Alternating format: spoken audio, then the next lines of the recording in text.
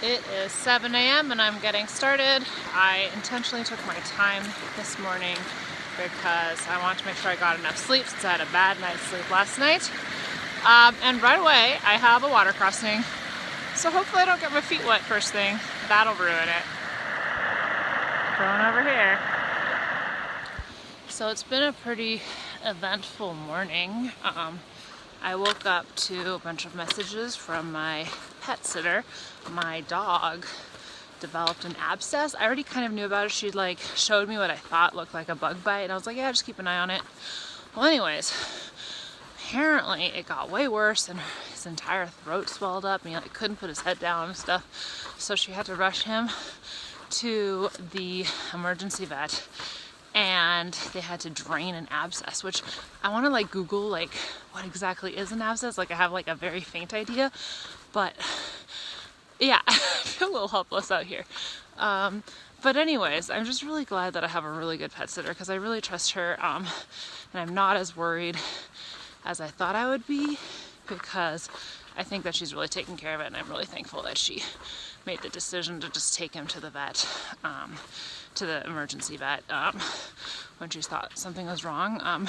Just my luck though, like my dog doesn't really have issues, and now when I'm gone, he's suddenly having issues, which makes things way more complicated. But yeah, that's why I have the inReach on and with me today for any messages. Usually I just like pack it away and use it for my nightly message, and like as a GPS backup, but want to know updates and stuff like that with my dog. But anyways, I'm only planning about 13 miles today, partly because I had a big day yesterday, so I want to not push it too much, partly because it's uphill all day, and I already know that that stresses my tendons more than if it's downhill or if it's varied. And then finally, it seems like there's two good campsites. One is 13 miles from here, one is 20 miles from here, and I'm definitely not doing 20. So, gonna take it nice and slow today because I had a big day yesterday, but I'm feeling good.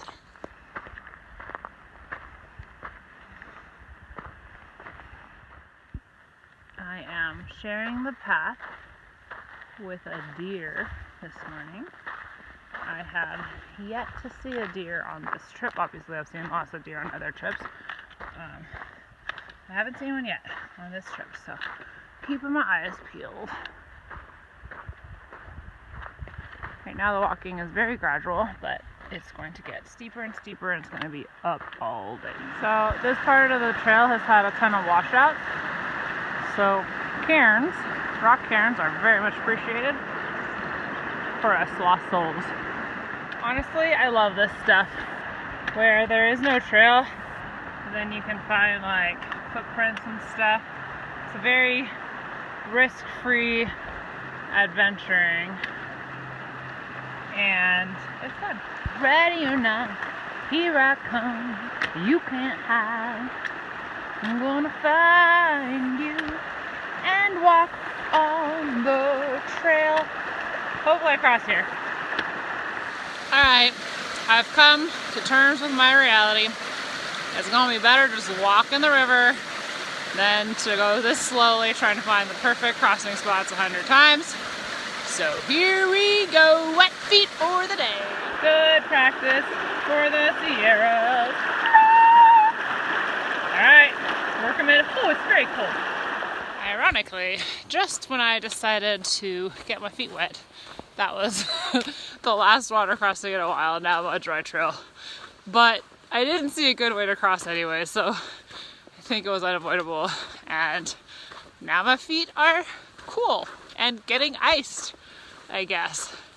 But anyways, I'm not too concerned. And now I'm in a boulder field. This is very slow going. Honestly, when stuff like this happens, you just have to embrace it, because otherwise you'll be miserable all day. So, pretending like I'm an olden time trekker. Gonna find the trail. So we've done 5 miles in about 3.5 hours. So we had to work for it. That was a hard section, so a lot of bushwhacking, but almost done with it and worth it and still. All right, I believe I have finally finished most of the bushwhacking sections in the first 7 miles of today. I only have about 6 miles to go until my campsite. So I'm gonna just take it slow. My muscles are very sore. It's not my arches that hurt, which is great. I'm really happy about it. It's exciting to have sore muscles, but holy moly, it's not just one muscle. Like my butt and my hamstrings and my calves are all like equally sore and protesting. But that's a good feeling. Like, I mean, I have to be careful, but I'm also happy about it. I spent the last 6 miles hiking with God of War, a new friend that I made, which was really nice. Having 2 eyes looking for the cairns and for the path was a lot easier. But now this next part I want to hike a little bit by myself so that I can really go my pace. I think I'm even going to take a break every like 2 miles or something because I'm going to get to camp early either way. There's just not a lot of camping options after 13 miles, so I'm going to go for the easy one. I'm sure some people will go for 20, but I just did 18 and a half yesterday, so I don't need to do that today. So, yeah. I'm gonna go up there, I think, or over here. Dun da da dun. Da da da. How does a bastard orphan, son of a whore and a Scotsman, dropped in the middle of a forgotten spot in the Caribbean by providence, impoverished and squalor, grow up to be a hero and a scholar? The $10 founding father without a father got a lot farther by working a lot harder, by being a lot smarter, by being a self-starter. By 14 they placed him in charge of a trading charter, and every day while slaves were being slaughtered and carted away across the waves, struggled and kept his guard up. Inside he was longing for something to be a part of. Brother was ready to beg, steal, borrow, or barter. And a hurricane came and devastation reigned. A man saw his future dripping down the drain, took a pencil to his temple, connected it to his brain, and he wrote his first refrain, testament to his name. And the word got around saying, this kid is insane, man.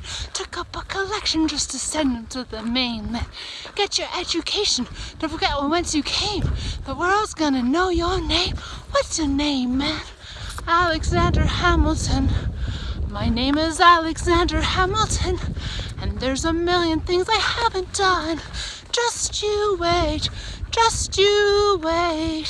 When he was 10, his father split, full of it, debt-ridden. 2 years later, see Alexander's mother, bedridden, half dead. I lost my hat. Sitting there round sick, the scent thick, and Alex got better, but his mother went quick. Moved in with his cousin committed suicide, left him with nothing but ruin, pride, something new inside. A voice saying, Alex, you gotta fend for yourself. He started retreating and reading every treatise on the shelf. There would have been nothing left to do for someone less astute. He would have been dead or destitute. Sent to restitution, started working, clerking for his late mother's landlord, trading sugar cane and rum and all the things he can't afford, scanning for every book he could get his hands on, planning for the future. See him now as he stands bow of a ship headed for a new land. New York, you can be a new man. New York, you can be a new man. New York, you can be. All right, that's the end of that. Gotta keep yourself entertained somehow out here.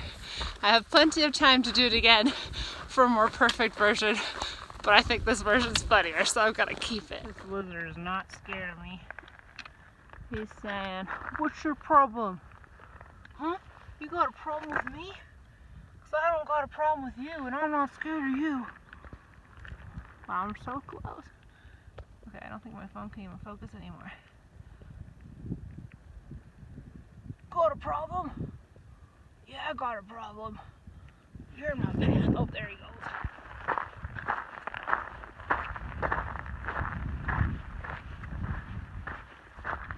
Climbing, climbing, climbing. It's been very gradual up until now, but we've officially hit the switchbacks. I only have 4.5 miles to camp.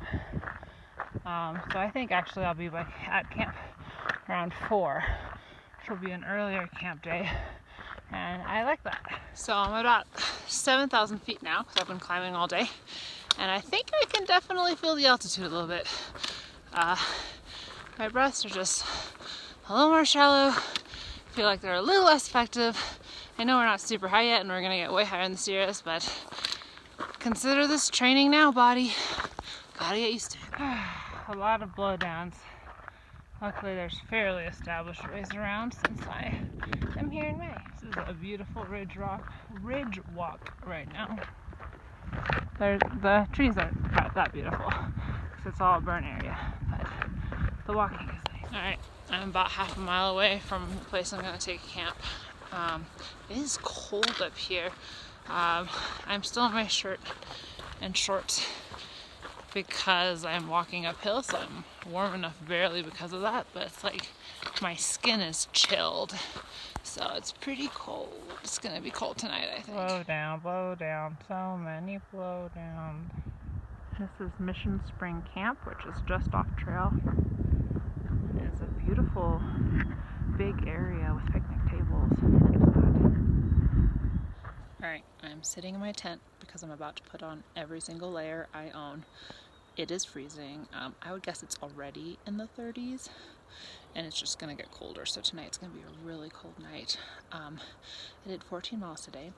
I'm a tiny bit bummed because in the last half a mile my foot started hurting pretty bad, and I was almost able to say that I hiked an entire day without foot pain, and I was so excited for it. And then the last half mile, when I had to like climb up over the trees that were down, that stressed it out too much. But I mean, still, half a mile is pretty good, and I'm really pleased, and it's clearly getting better, and I'm excited about it. But I was so close to a pain-free day. Maybe tomorrow. Dude, I'm worried I get close enough to start like burning or melting clothing. It'll be worth it. It's so cold.